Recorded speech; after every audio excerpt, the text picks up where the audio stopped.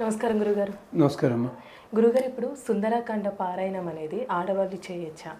అసలు పారాయణం అనేది ఎన్ని రోజులు చేయాలి అని చాలామందికి సందేహాలు ఉన్నాయండి. దాని గురించి తెలియజేయరా? అమ్మా, కొంచెం గట్టిగా చెప్పాల్సిన సమాధానం ఇది. మీ ఇంట్లో అమ్మమ్మ గారులు, నాయనమ్మ గారులు వాళ్ళు ఉన్నట్టయితే, అంటే వాళ్ళు కనీసం వాళ్ళకి 80 ఏళ్ళు ఉండాలి. వాళ్ళని అడిగి చూడండి, వాళ్ళ చిన్నతనాల్లో పూజలు ఏం చేసేవారు, ఎలా చేసేవారు, పారాయణలు చేశారా? వాళ్ళ దగ్గర సమాధానం ఏంటో తెలుసమ్మా? ఇంట్లో మగవాళ్ళు చేస్తుంటే మేము సాయం చేస్తుండేవాళ్ళం. ఒక్క దసరా రోజులు, శుక్రవారాలు ఇలాంటివి వస్తే మాత్రం మేము విడిగా కూర్చొని చేసుకునేవాళ్ళం. గ్రంథాలు పారాయణ అనేది మాకు అలవాటు లేదు. కాకపోతే మధ్యాహ్నం టైంలో కూర్చుని భాగవతం, భారతం చక్కగా చదువుకుంటూ ఉండేవాళ్ళము. ఇదే చెప్తారు తప్ప ఆచమనం, సంకల్పము, ఫలానా ఇవన్నీ చేసుకుని, ఇవన్నీ ఎక్కువగా మొదలైంది, క్షమించాలి, 1970లో మొదలైంది ఇది. ఎందుకు, ఎవరు మొదలెట్టారు, ఎవళ్ళు, నేను మాట్లాడను. తర్వాత ఆడవాళ్ళు తిరుపతిలో జుట్టిపడం కూడా ఎక్కడి నుంచి వచ్చిందో కథలేవో చెప్తున్నారు తప్ప, మరి వీళ్ళంతా ఒప్పుకునే స్కాంద పురాణం ఉంది, పద్మపురాణం ఉంది. స్కాంద పురాణంలో అరుంధతీదేవి కాశీ ప్రాంతాలు ఇలాంటి చోట్ల ఆడవాళ్ళు కేశములు ఇవ్వాలంటే ఎలా ఇవ్వచ్చో చెప్పిన అధ్యాయం ఉంది అక్కడ. మరి పండితులన్న వాళ్ళ కళ్ళకి కనిపించటం లేదా? అది లేదమ్మా. ఇలాంటివి. ఇంతకీ మీరు అడిగిన ప్రశ్నకి సమాధానం, పారాయణ చేయడం తప్పనంట లేదమ్మా. ఆడవాళ్ళకి స్వభావ సిద్ధమైన ఇబ్బందులు కొన్ని ఉంటాయి గనక, వాళ్ళు చెయ్యలేరు గనక వాళ్ళు స్తోత్రములు మాత్రమే అర్హత. ఆడవాళ్ళని వేదాలు చదవద్దని నిషేధించలేదు, చదవాల్సిన అవసరం లేదక్కడ. మీరు ఒక్కసారి మహాపతివ్రతల పేర్లన్నీ లిస్ట్ తీసుకుని వాళ్ళ కథలన్నీ చదవండి. వాళ్ళు ఎక్కడైనా వేదం చదివినట్టుగా కనిపించిందా? వేదాలు వాళ్ళకి తెలుసును, కానీ వాళ్ళు చదవలేదు. ఎలా మరిది? దేనికి? అది ఎవరు మాట్లాడలేదు. ఆఖరికి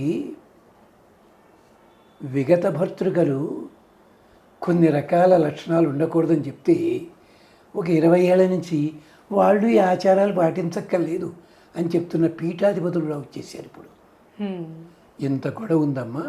ఇప్పుడు అసలు విషయానికి వస్తున్నాను. సుందరకాండ పారాయణ చేసుకోండి, తప్పేం లేదు, చేసుకోండి, మీ ఉత్సాహం.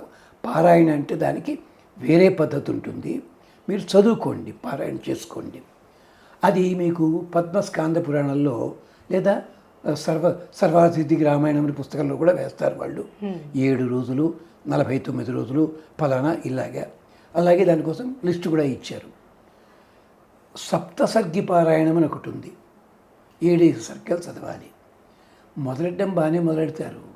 ఒక్కోసారి ఏమవుతుందంటే ఒక్కో సర్గలో 350 శ్లోకాలు ఉంటాయి, ఇంకో శ్లోకంలో 11 ఉంటాయి, కొన్ని ఎక్కువ తక్కువ ఉంటాయి, వస్తాయి. వీళ్ళకి కంగారు, అయ్యో 7 అంతే.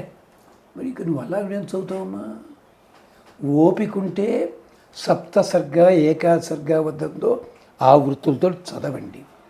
అలా పారాయణ చేసినట్టయితే ప్రతిరోజు నైవేద్యం అన్నది, పరమాన్నం ఇలాంటివన్నీ చేసి తీరాలి. కానీ పెద్దలైన వాళ్ళు ఏం చెప్పారు తెలుసా అమ్మా? బాబు, పారాయణలా కంగారు పెట్టుకోకండి, మీరు హాయిగా కూర్చుని 100 శ్లోకాలు 108 చదువుకోండి, అక్కడికి ఆపండి, మర్నాడు కొనసాగించండి, తప్పేం లేదు. రామాయణం పూర్తయింది, చక్కగా కళ్యాణాన్ని చేసుకుని 10 మందిని పిలుచుకోండి, దోషమే లేదు. ఇంత తేలిగ్గా చెప్తే తృప్తి ఉండదు మన వాళ్ళకి. అక్కడి నుంచి మొదలుపెట్టి ఇంట్లో వాళ్ళని తిట్ట, బయట వాళ్ళని తిట్ట, ఇంకోటి ఇదంతా ఎందుకు అవసరమేమో ఇది, ఇలాంటి స్థితి ఉంటుంది.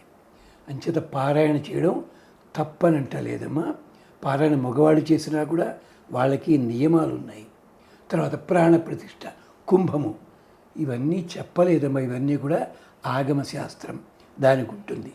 మీకు ఓపిక ఉంటే ఇవన్నీ చెయ్యండి, వద్దంట లేదు. ఇది చేసిన మళ్ళీ డౌటు, ఈ కుంభం చేశాం కదండి, ఆ కాయ ఏం చేయాలి, వాడుకు తినచ్చునా, అవసరం బాగా సందేహాలు. ముందు ఈ సందేహాలు తీర్చుకొని పెద్దల దగ్గరికి వెళ్ళండి. అంతకంటే సుఖమేమిటో తెలుసునా? హాయిగా శ్లోకాలు చదువుకోండి, ఆనందపడండి. సాయంకాలం సమయంలో ఆ శ్లోకాల తాత్పర్యం మననం చేసుకోండి, మీకు తృప్తి కలుగుతుంది. ఎంతమంది పారాయణదారులకి రామాయణంలో శ్లోకాల్లో ఉండే ఫీలింగ్స్ వచ్చి కంట నీరు తిరిగింది ఎక్కడైనాను? చాలామందికి తెలియదు అది. కానీ నిజంగా పారాయణ చేసేవాళ్ళు ఉంటారు, అది చదువుతుంటే ఊళ్ళో పులకించిపోతుంది కొన్ని శ్లోకాలకి, కొన్ని కళలు. అంచేత పారాయణ అన్నది కేవలం దంభము కోసము కాదు, షో కోసం చేయకండి దయచేసి. చేయడం, పారాయణ చేయడం, చేశామండి ఫలితం రాలేదు, 5,000 వేస్ట్ అయ్యింది, ఇలా మాట్లాడేవాళ్ళే మా దగ్గర చాలామంది వస్తుంటారు. మనం నమ్మకం పెట్టుకు చెయ్యి. ముందే నమ్మకం ఉంది. నీకు ఫలితం వస్తే వచ్చినట్టు, లేకపోతే లేనట్టునా. మధ్యలో హనుమంతుడిని ఎందుకు తిడతావు, రాముడిని ఎందుకు తిడతావు? అంచేత విశ్వాసము ప్రధానము. అంటే మా ఇంట్లో పట్టాభిషేకం పెట్టుకున్నామండి, వద్దన్నారు ఎవరు, అది పెట్టకూడదన్నారు. మా ఇంట్లో శివలింగం ఉంటుంది. మీరు ఏది ఉండనివ్వండి, నేను కాదనంటలేదు. పారాయణ ఇది ఒక రామాయణానికి కాదమ్మా, ఏ గ్రంథానికైనా సరే అంతే. శ్రద్ధ ప్రధానము, భక్తి ప్రధానము. తర్వాత నైవేద్యం అంటారా, అక్కడ చెప్పే నియమం ఉంటుంది కొంత, దానికి తగ్గట్టుగా నైవేద్యం పెట్టండి. లేదు గ్లాసుడు పాలలో తేనె వేసి పెట్టండి అమ్మా, ఫలితం ఉంది. చేత సుందరకాండ పారాయణకి అలా ఫలాయం లేదు. అశుచి ఉంటే మాత్రం దయచేసి వద్దు. ఈరోజు ఇళ్లలో కలిపేసుకుంటున్నాం మనం, ఏమో బాగుందండి, ఏదో natural phenomenon, what is wrong in it అని ఇంగ్లీష్లో తిడుతుంటారు పైగా. కాదమ్మా, దేనికైనా నియమం. ఆఖరికి రాష్ట్రపతి వారు తీసుకోవడానికి వెళ్తే దానికి ట్రైనింగ్ ఇస్తారు. మన మనుషులం కదా, వెళ్ళకూడదా? ఆపరేషన్ థియేటర్లో ఉన్నాడు, బయటకు వచ్చాడు, మనకి డ్రెస్ ఇస్తారు, మనం వెళ్ళలేమా, మనం శుభ్రంగా లేవా? అక్కడ మాత్రం డ్రెస్ కోడ్ ఎంత అవసరం, ఇక్కడ మాత్రం డ్రెస్ కోడ్ అవసరం లేదా? ఏమిటమ్మా ఇది? క్షమించాలి. పారాయణ చేసుకోవచ్చు. సప్తసర్గ 11 ఆ సంపుటీకరణ అంటారు, అది అందరూ చెయ్యలేరు, చేస్తే మంచిదే. అది శుభం. చాలా చక్కగా తెలియదు గురుగారు. ధన్యవాదాలు.